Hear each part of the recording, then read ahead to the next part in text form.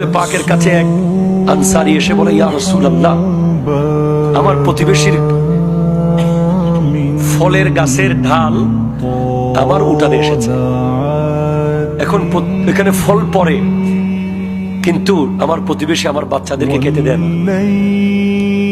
আমরা আমের দিন আসলে, কাঁঠালের দিন আসলে, লিচুর দিন আসলে তখন প্রতিবেশী কি জিনিস বুঝতে পারি, ঠিক কিনা জোরে বলেন না? এক দুইটা আম নিলে পর্যন্ত কত কথা।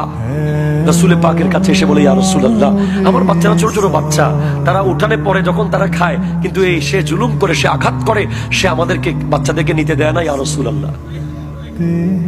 আমার নবী তাকে ডাকছে, সে ছিল ইহুদি মুনাফিক, বলে, তুমি তোমার গাছটা আমার কাছে বিক্রি করো জান্নাতের বিনিময়ে।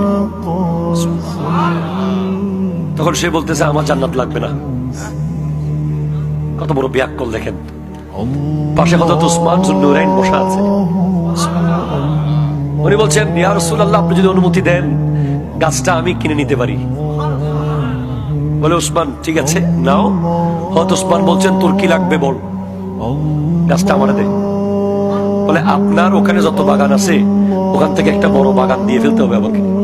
বলে, যা, গোটা বাগান লই যা, গাছটা আমারে দে। তখন হযরত উসমান রাদিয়াল্লাহু তাআলা গাছটা কিনে আমার নবীকে দিলেন উপহার।